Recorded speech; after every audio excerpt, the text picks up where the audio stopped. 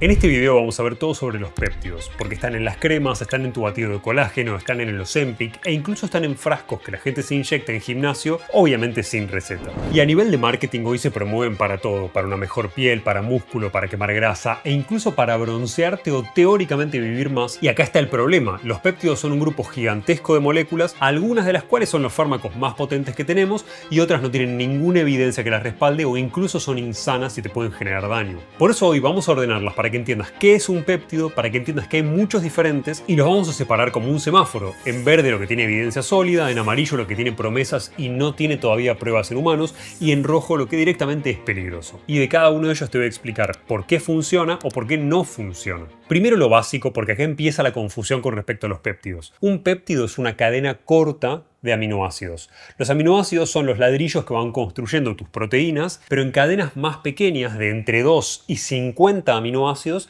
son lo que llamamos péptidos. Más largo que eso ya hablamos de una proteína. Pensá en el colágeno, que es una proteína grande, o en el consumo de péptidos de colágeno, que son pedazos rotos de ese mismo colágeno más pequeños, por eso son péptidos. Y la pregunta obvia es por qué algo tan simple como una cadena corta de aminoácidos que llamamos péptido puede ser tan potente como para que tenga los efectos que vos hoy escuchás. Y eso sucede porque los péptidos son en buena parte el lenguaje a través del cual se comunican tus células. De hecho, muchas de tus hormonas son péptidos, encajan en un receptor, en un sitio como si fuera una llave con una cerradura y le dan una orden o una función a cumplir a una célula. Pensa que la insulina es un péptido, el Ozempic es un péptido, el colágeno es una proteína, pero lo que vos tomás como péptido de colágeno es efectivamente un péptido, por eso la palabra. Pero lo importante de todo esto es que la palabra péptido no nos dice si algo funciona o no funciona, solamente habla del tamaño. Lo que nos importa de los péptidos es a dónde se une, dónde actúa y qué función cumple. Por eso dentro de la familia de péptidos hay decenas de miles de moléculas, algunas de las cuales son súper efectivas y otras son dañinas. Y hay un dato que nadie explica, que tiene que ver con por qué se fomentan tanto los péptidos en todo lo que tiene que ver con tratamientos estéticos y no tanto en suplementación. Como todos los péptidos son estas cadenas de aminoácidos juntos, tu sistema digestivo los rompe, igual que rompe la proteína de una carne que estás comiendo. Por eso la mayoría de estas sustancias solamente funciona inyectada, porque si vos consumís péptidos, normalmente tu sistema digestivo va a separar eso para poder absorberlo en forma de aminoácidos. Si vos tomases un péptido en pastillas, en cápsulas, lo vas a digerir antes de que llegue a actuar, antes de que cumpla su función en esas células. Esto es importante porque si alguien te vende un péptido en gotas o en cápsulas, es improbable que llegue a la célula o a cumplir esa función intacto, sin haber sido metabolizado, sin haber sido transformado en aminoácidos, donde ya no cumple esa función, cumple otras. Y lo segundo con respecto a los péptidos es que casi todo este mundo pasa por agujas y pasa por inyectables, justamente por esa razón. Por eso, para entender el mundo de los péptidos, cuáles funcionan y cuáles no, empecemos por los verdes, por los que funcionan, por los que tienen evidencia en humanos. Por eso, independientemente de que hay otros caminos más correctos para llegar a este mismo objetivo, cuando un péptido funciona, funciona en serio. Y el mejor ejemplo de esto son los agonistas de GLP-1, semaglutida, tirzepatida, etc., Ozempic, Mounjaro, el que quieras. Y si bien uno debería bajar de peso con estrategias mucho más saludables, el uso de este tipo de agonistas de GLP-1 en 17.000 personas con sobrepeso y enfermedad cardiovascular en 2023 mostró reducir la cantidad de infartos y de accidentes cerebrovasculares un 20%. Y acá no hablamos de marcadores de laboratorio, no hablamos de que bajó una sustancia relacionada con infartos. Hablamos de episodios reales, de infartos reales y de menos muertes. Esto sucede obviamente porque la obesidad es un factor de riesgo brutal para estas enfermedades y reducir ese sobrepeso reduce el riesgo independientemente de cómo bajaste de peso. Y en obesidad, la tirzepatida mostró bajar más del 20% del peso corporal, en obesos mórbidos obviamente, en 72 semanas. Es más de un año, pero es un montón en términos de volumen absoluto de pérdida de peso absoluta. ¿Por qué funcionan estas sustancias? Acá está el mecanismo, básicamente. El GLP-1 es una hormona que vos ya tenés en tu cuerpo y que el intestino libera cada vez que vos comés. Estos fármacos imitan al GLP-1 y se unen a su mismo receptor, son llaves que abren la misma cerradura si querés, y lo hacen en varios lugares a la vez. Lo hacen en hipotálamo, donde activan la señal de saciedad, por eso comes menos con estas sustancias sin pensarlo.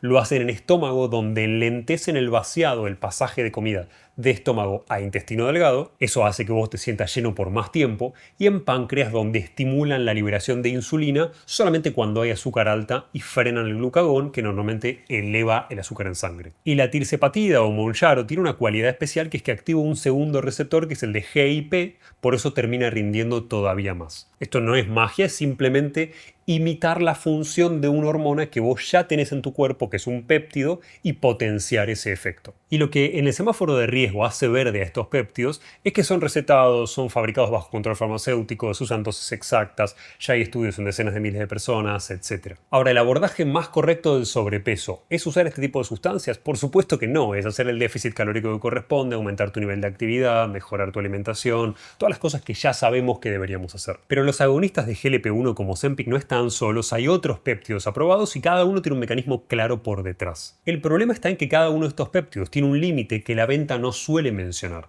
La reducción de calorías y la saciedad con el uso de Ozempic o de agonistas de GLP-1 lleva a muchas personas que no hacen ejercicio a una pérdida de masa muscular muy rápida e incluso en algunos casos más extremos a pérdida de la densidad ósea. Pero dentro de estos otros péptidos también más probados tenemos a la tesamorelina, que actúa como un análogo de la GHRH, que es una hormona que básicamente lo que hace es, en tu hipófisis, fomentar la liberación de hormona de crecimiento. El objetivo es que vos aumentes la hormona de crecimiento, que entre otras cosas ayuda a mantener masa muscular, a reducir grasa, etc. Y lo hace tanto que la FDA aprobó esta sustancia para reducir la grasa visceral y la baja entre 15 y 18%, que es bastante, sobre todo entendiendo que la grasa visceral es mucho más riesgosa en términos de salud y en términos del impacto cardiovascular que la grasa que vos tenés subcutánea, que es la que nadie quiere tener. Pero este tipo de mecanismos no vienen sin su consecuencia. De hecho, esta misma sustancia, la tesamorelina, no sirve para bajar de peso en general, sube una sustancia, una hormona llamada IGF-1 e incluso puede empeorar el azúcar en sangre. Pero aún así, en algunos círculos se vende como un quemador de grasa anti-aging, sin contar nada de esto.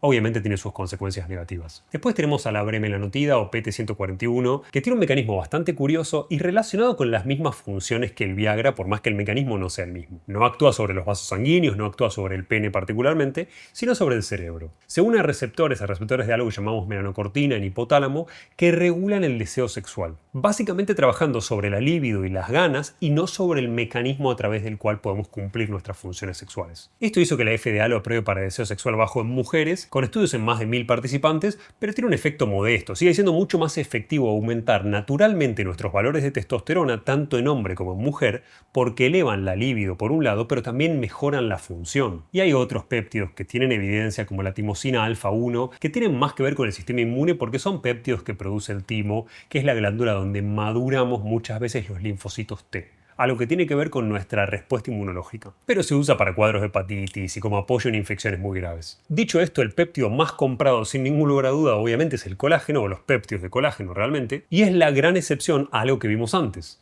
Normalmente la digestión rompe los péptidos. Con el colágeno, esta ruptura en moléculas más pequeñas en péptidos es justamente la idea, queremos que eso suceda. Porque al digerirlo en nuestro tubo digestivo, quedan fragmentos más pequeños de 2 o 3 aminoácidos que suelen tener glicina, prolina o hidroxiprolina, que son los 3 aminoácidos importantes del colágeno, que sí se absorben y que llegan a sangre. Y la teoría, por lo menos, es que esos fragmentos funcionan como una señal. Le avisan a las células que producen colágeno, llamadas fibroblastos, que el colágeno está roto y que hay que producir más. Por eso, en teoría, tomarlo podría servir para que vos aumentes tu propia producción de colágeno. No se trata de que el colágeno que estás tomando se transforme en tu colágeno en la piel, sino un mecanismo para señalizarle a tus células que produzcas más cantidad de colágeno. Y si bien creo que el colágeno es un suplemento que vale la pena, sobre todo a nivel articular, tenés que entender que existe evidencia cada vez más nueva. Hay un metaanálisis de fines de 2025 donde se juntaron 23 ensayos importantes sobre el colágeno y los investigadores lo que hicieron fue separar los estudios que pertenecían a ese metaanálisis según quién los había financiado. Y en el grupo de estudios que no eran financiados por la industria del colágeno, el efecto de tomar colágeno, sobre todo sobre arrugas y sobre la piel, era mucho menor que los que sí financiaba la industria del colágeno. Con lo cual, después de ese metaanálisis, la evidencia para decir que el colágeno funciona para envejecimiento de la piel se redujo mucho, pero para mí el colágeno sigue valiendo la pena porque es probable que algo de efectividad para arrugas tenga y que sobre todo tiene efectividad bastante más demostrada para tu salud articular. Y funciona por el mismo mecanismo, porque esos fragmentos, esos péptidos de colágeno, parecen estimular no solo esos fibroblastos de antes, sino a los condrocitos, que son las células que fabrican cartílago. Y acá sí tenemos buenos estudios donde el colágeno mostró reducir el dolor,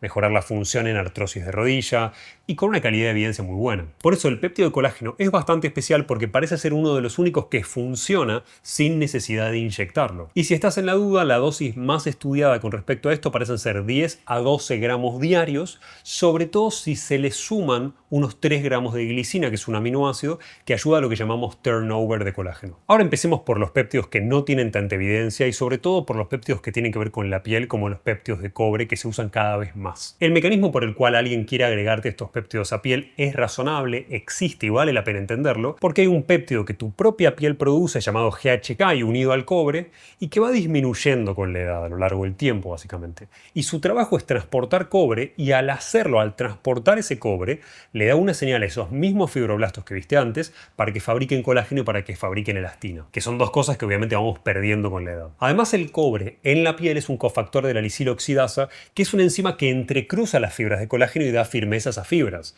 Por eso, en estudios controlados, aplicado en crema durante 12 semanas, mejoró algo la densidad de la piel y suavizó las líneas finas. Pero lo importante que tenés que llevarte de esto es que es un efecto muy modesto y que es menor que el de un buen retinoide, que tiene mucha más evidencia. La traducción de todo esto para vos en la práctica es que estos péptidos con cobre pueden sumar algo y que tienen bajo riesgo, pero no es magia y desde luego no justifica inyectarse cobre como algunos proponen. Y llegamos, si querés, al grupo de péptidos que son la estrella del biohacking, como el BPC 157, que siempre se mencionó como algo que nos hacía recuperarnos más rápido, que prometía resolver lesiones ligadas con tendones, con ligamentos, con intestino, etc. Y el TB500, que va en el mismo combo, en la misma familia. Y acá tengo que por un lado ser honesto y por otro lado mencionarte los peligros. Por un lado, la evidencia en animales es impresionante con respecto a estos péptidos. El mecanismo que se propone es que el BPC 157, este péptido más mencionado si querés para el biohacking, estimula la angiogénesis, la formación de pequeños vasos sanguíneos nuevos y activa las vías del factor de crecimiento vascular y del óxido nítrico para dilatar.